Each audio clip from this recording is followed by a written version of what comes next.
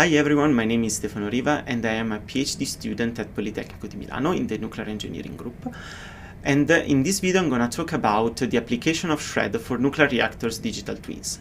This work is a joint collaboration between Politecnico di Milano, represented by me, Caroline Intrini and Professor Antonio Cammi, and the University of Washington within the AI Institute in Dynamic System with Professor Nathan Kutz. The results and all the figures that have been obtained and will be described during this video and the code that has been used to obtain them will be released on GitHub at the link that you can find here on the video, whereas we have already published a paper on the archive that is already available, whereas there will be other works that will be released shortly. So in this video I'm going to talk about how nuclear reactors can be a very interesting test cases for the application of machine learning techniques for monitoring purposes. In fact, as we will say after, the nuclear reactors are complex engineering systems that feature very unique characteristics and has some very interesting behavior that poses different challenges for machine learning state estimation techniques. So, starting briefly with the description of what a nuclear reactor is, and in particular we are going to concentrate on the nuclear fission reactor, in which there is the split of a heavy nucleus, for instance uranium, that is the most common and well-known fuel for nuclear reactors, is split into two lighter nucleus, and a huge amount of energy is released. This huge amount of energy can be later used for electricity production, steam production, hydrogen production, or any other kind of use for the thermal energy, for the thermal power. Here below you may find three different concepts of nuclear reactors. The first one is the pressurized water reactor, that is the most common nuclear reactor in the world, and it is characterized by a solid fuel typically composed by uranium dioxide and water that acts as a coolant, so a thermal extraction fluid to keep the temperature under control inside the system. This is the most common one, and it is most widespread all over the world. But there are other concepts. For instance, we can find the TRIGA reactor, that is still a light water reactor, but it doesn't have the aim of producing electricity. In fact, the TRIGA reactor is a research reactor whose main aim regards the isotope production, medical application, and the study of neutron physics inside the nuclear core itself. Here you can find a very nice video of the Cherenkov effect. That is one of the most peculiar characteristics of the TRIGA reactor. Then on the left, here you can find also the Molten salt fast reactor, that is a generation 4 reactor. This kind of reactor is a novel concept that goes beyond the adoption of the light water as a coolant and the use of solid fuel. In fact, the molten salt is a very unique reactor concept that has this unique characteristic that the fuel is not solid, but it is liquid, represented by a thorium salt, in particular for this European concept. And having the fuel to be liquid has an important difference with respect to the conventional reactor as the light water ones.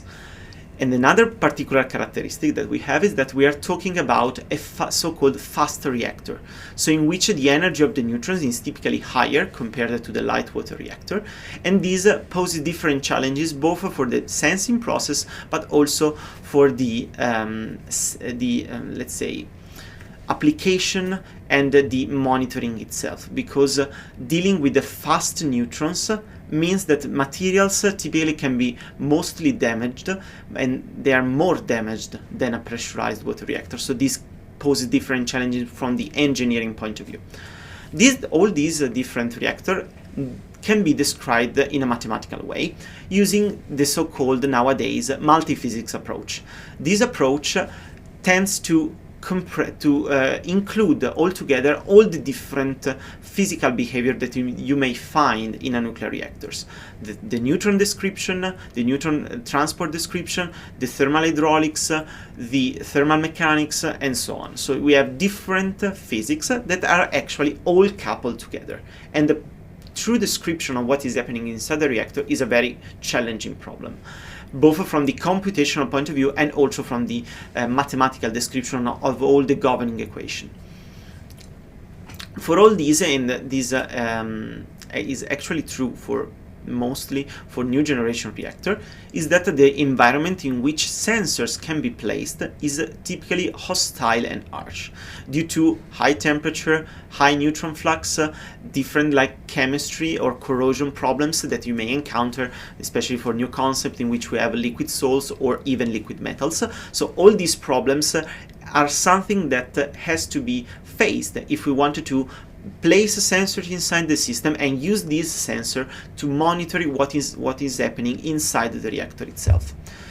So at first I'm gonna talk about during this video about the description through the multiphysics approach of nuclear reactors, and then I will move to the problem of sensing inside the nuclear reactor itself.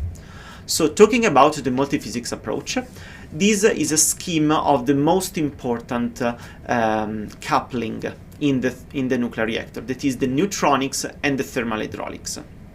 The neutronics is the physics that describes how neutrons are transported inside the nuclear reactor, and you can find here that there are different quantities of interest that enters in the so-called state vector. In fact, neutrons are typically described by the neutron flux, but neutrons inside the nuclear reactor have different energy. So we will have different neutron, or a particular mainly said energy neutron flux, that describes the amount of neutrons that are in that energy range. Then we have the so-called precursors group that describes the amount of neutrons that are released after a short time through the decay process of fission products. And then we have all the thermal hydraulics field, the density, the pressure, the temperature, the velocity, and all the turbulence description. This coupling, so the neutronics and the thermal hydraulics, is the most important one, because it's the one that enters mainly in the dynamics of the nuclear reactor. In particular, what we have is that the neutrons produces thermal power and the power density. Having a power density inside the system establishes a temperature distribution. If we have a temperature distribution, then it means that the materials and the properties of the materials are affected. In particular, we can say that the so-called cross-sections, that is a macroscopic description of the interaction of neutrons with the matter, are affected by the temperature itself, due to the density variation or the so-called Doppler effect. But if the material properties are changed, then it means, again, that the nuclear fission and distribution in the whole domain is then affected again. And so we have the establishment of this feedback loop between the neutronics and thermal hydraulics. And this coupling is very important because in the dynamics of a system, the nuclear reactors are designed that typically the increase in the temperature poses a negative feedback, so that actually the power is decreased in such a way that we have, dynamically speaking, a stable dynamical system. And a multiphysics approach aims at connecting all these together and all these together in a single environment. So talking about a typical description that we may obtain, what we have is, for instance, the multiphysics approach through the connection between the multigroup diffusion equation, that is one of the most widespread and most used physical description of the neutronics. That is, I would say that it is still an approximation. It is not the true behavior of neutrons, but it is widely adopted in the nuclear engineering community for the macroscopic description of what is happening inside the reactor, inside the whole reactor, let's say. Then we have the thermal hydraulics, and the most standard approach for engineering system is to use the Reynolds average Navier-Stokes equation coupled with the Bossin-X approximation. If we wanted to connect and to put together all the different partial differential equations that we may have, overall we obtain 20 coupled PDEs, for instance. That is a huge amount of a non-linear partial differential equation that should be overall solved, and the multiphysics approach typically nowadays, since the computational power has increased a lot, it tries to put all these equations together in a single environment. For this work, we are going to use the OpenFOAM environment. It is a C++ library that was born as a CFD toolbox, but is an open source code that allows for the implementation of other solvers, and in particular, we can implement all the neutron physics inside the OpenFOAM environment itself, and having an overall description of what is happening inside the reactor.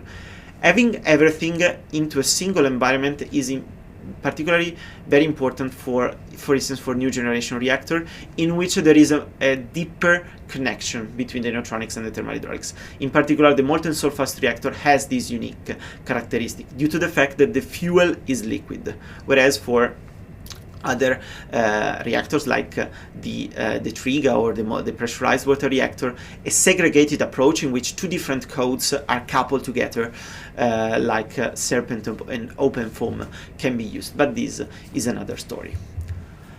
Then entering into the problem of sensing in nuclear reactors, we have that inside the nuclear core we may face high temperature, high neutron fluence, so high damage to the material, and a huge amount of neutrons that can influence a lot the measuring process, and also in new reactor concepts the presence of liquid metals or liquid salts.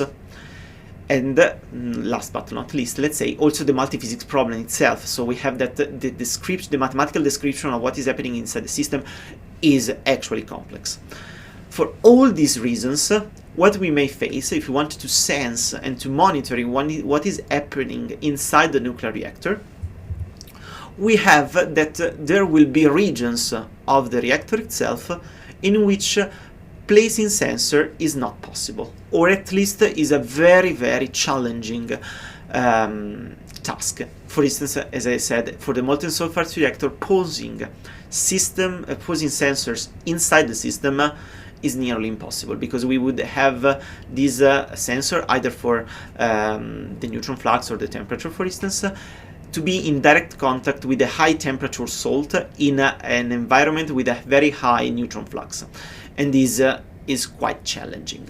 And so it is legitimate to say, can we investigate what is happening inside the reactor by placing sensor right, let's say, outside the core, in the solid region that surrounds the liquid core? This is a very challenging challenge that we are going to face. Or if we can avoid to place the sensor in the highest, in the region in which there is the highest flux. That means that in which there is the highest noise and the highest damage in terms of material. Then there is another problem. Since we have different quantities of interest, as we said, we can have 20 coupled PDEs. That means that we can have 20 coupled fields altogether, but we cannot measure all of these fields. And so we can say that, can we infer some information of the quantities of interest by observing only partially the state vector, so by observing only some of the quantities of interest. So for instance, if we want to measure only the neutron flux or only the temperature, can we reconstruct all the state vector? Third one, we have that the noise pollutes a lot the measurements, and so we need techniques that are able to be robust in terms of, let's say, to noisy measurements and to noisy data. All these challenges can be tackled by the SHRED architecture. The SHRED architecture is machine learning techniques that takes 3 different measurements, so 3 different time series data from a single variable, and these are used as an input for an LSTM and then a shallow decoder. In particular, in this work, I'm going to use the compressive version of SHRED, in which the output of the shallow decoder is the POD, or better, the POD coefficients, and then everything is decompressed using the proper orthogonal decomposition, or alternatively the single value decomposition. So here in this scheme we have, for instance, the measurements of a single quantity, the enter into the neural network, and then the decoding of each quantities of interest. So we have, for instance, here the temperature and the velocity. So we will see that we can measure only a single variable, in this case the neutron flux, and we can reconstruct all the quantities of interest that we have. But before we had three different challenges for sensing in nuclear reactors. So what we have is that we have these three different problems, and each of these problems actually can be tackled by the SHRED architecture. In particular, we have the first advantage is that the SHRED is agnostic to sensor positions. So it doesn't actually matter where we put the sensor. The important thing is that we place them in zones that are statistically significant, or where there is a sufficient statistical dynamics. And this is very interesting because other state estimation techniques actually are deeply affected by constraints in the sensor position. So having a technique that is able to work even without a sensor placement algorithm is a very interesting topic. Secondly, we have the problem of unabsorbable fields. But lucky for us, if measurements come from a multiphysics system, it means that it may contain some information of the overall feedback. For instance, if we have the neutron flux, we expect that this neutron flux has some information about the feedback that the temperature and the density has on it.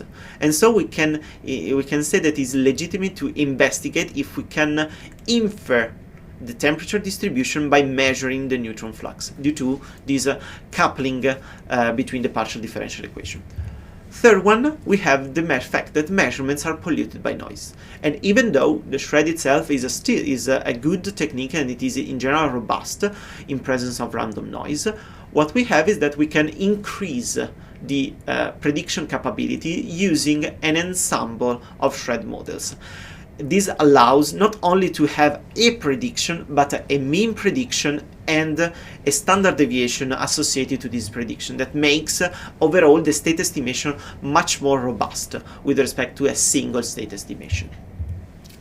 So as I said, this can be three different measurements of the neutron flux, and as we can observe, these are clean measurements. What we have actually in a nuclear reactor is that this, for instance, is the shape of our system. This is a Gaussian noise, for instance, that has been added to the synthetic data, but we can also observe the same on real data. And having noisy data can be a problem, because we need to say and to tell SHRED, for instance, that we are dealing with noisy data. The SHRED itself can adjust the weights of the neural network to treat noisy data, but we can do better, and we will see why we can do better and why the SHRED architecture is able to provide a mean and a standard deviation of the state estimation. And this is much more interesting and much more robust than having only a single estimation itself. So talking about the SHRED and what we can be, for instance, the behavior when we are talking about noisy data. For instance, if we have noisy measurements, these are the two different, the first two, let's say, POD coefficients, and we can see that even though the prediction is still very good, we have some oscillation that is given by the noise itself. But lucky for us, the SHRED architecture has two very, very important advantages.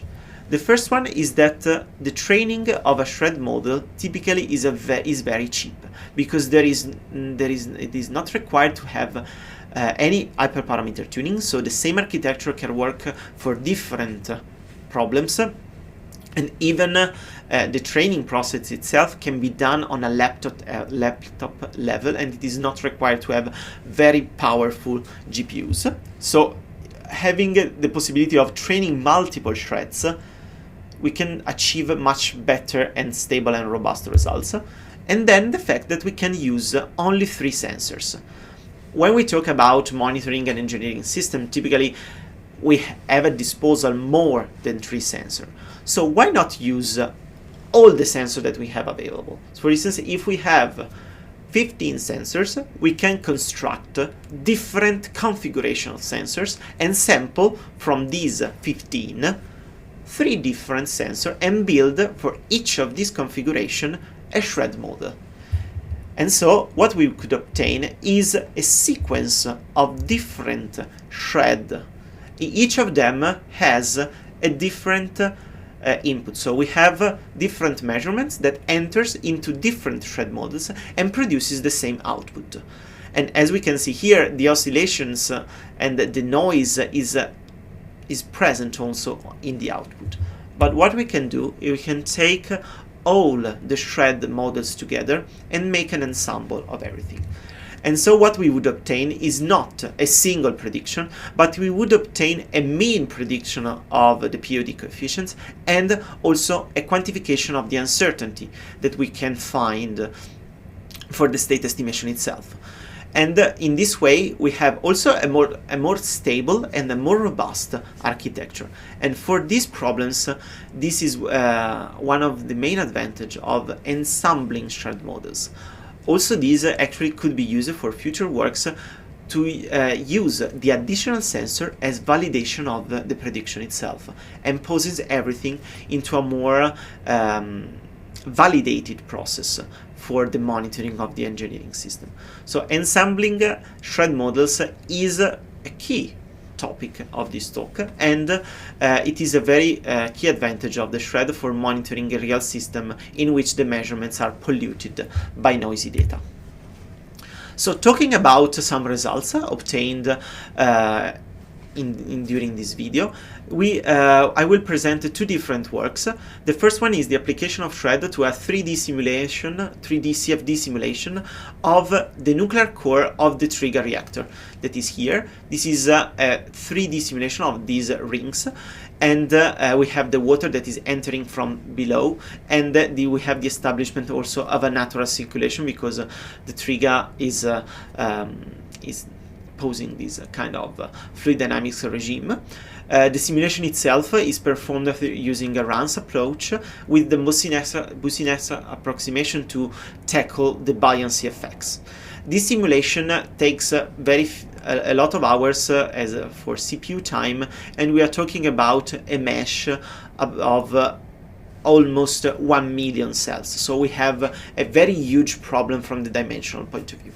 What we have here, we have 4 different fields that have to be reconstructed: the temperature, the velocity, the turbulent kinetic energy, and the turbulent dissipation rate. From these 4, only one will be measured, that is the temperature. And in terms of constraints for the sensor itself, what we have is that we will place the sensors only in this red channel, that is right outside actually the main the highest, let's say, the zone in which there is the highest flux. So we are a bit external to what is happening inside the reactor. And we will see that constraining the sensors to be only on this channel actually doesn't affect at all the state estimation inside the system.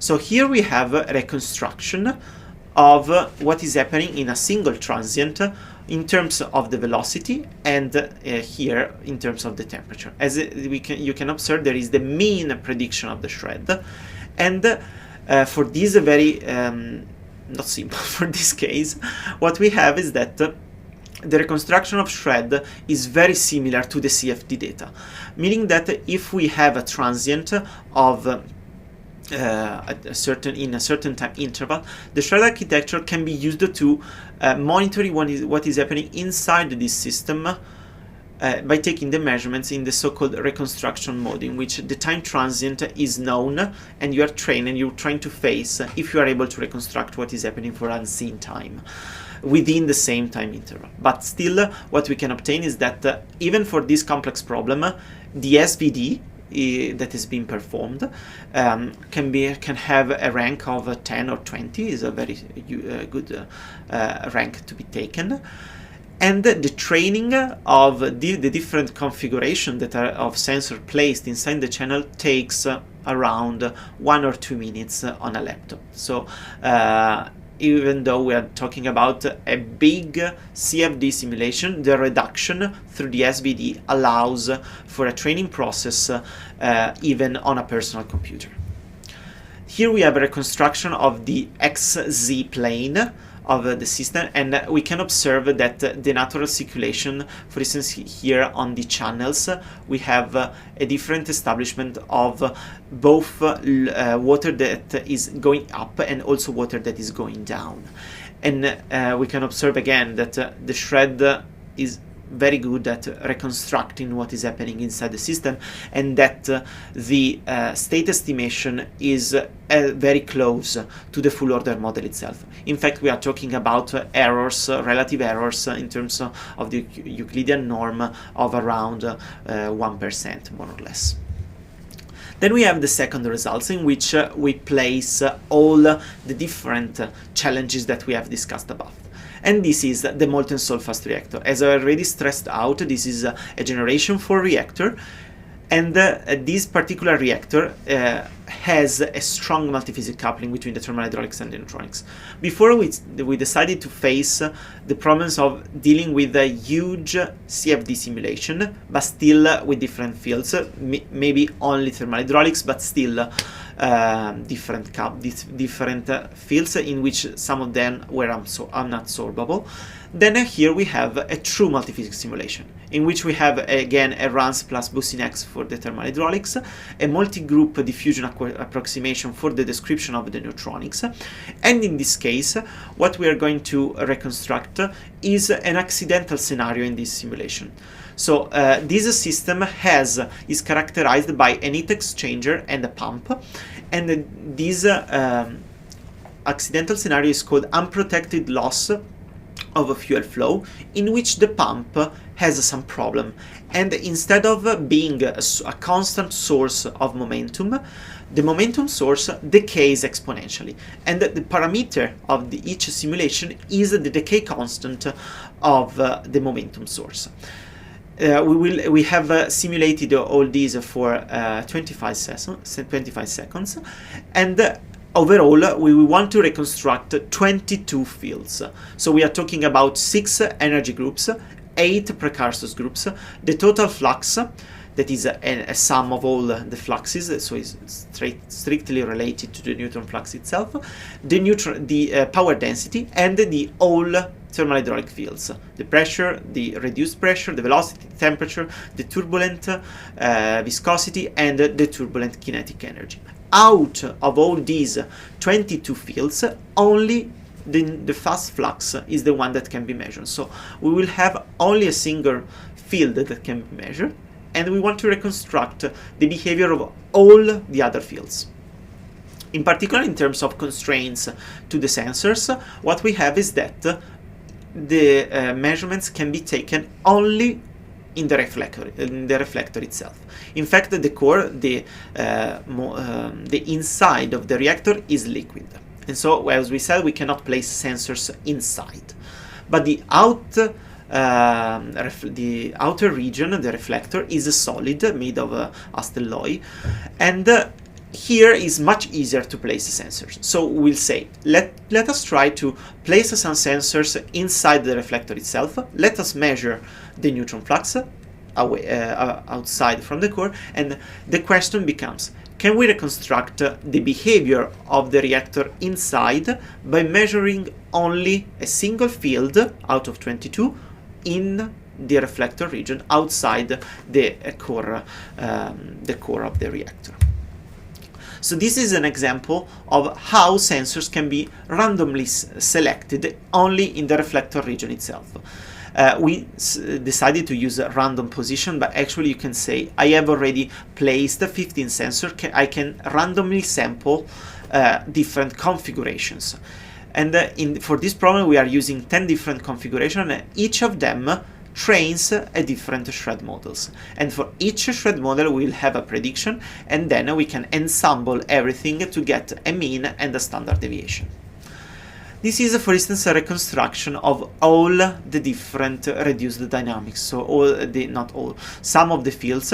For instance, we have the velocity, the temperature, the fast flux, that is the measure field, so the third row is the measure field, and the first group of precursors.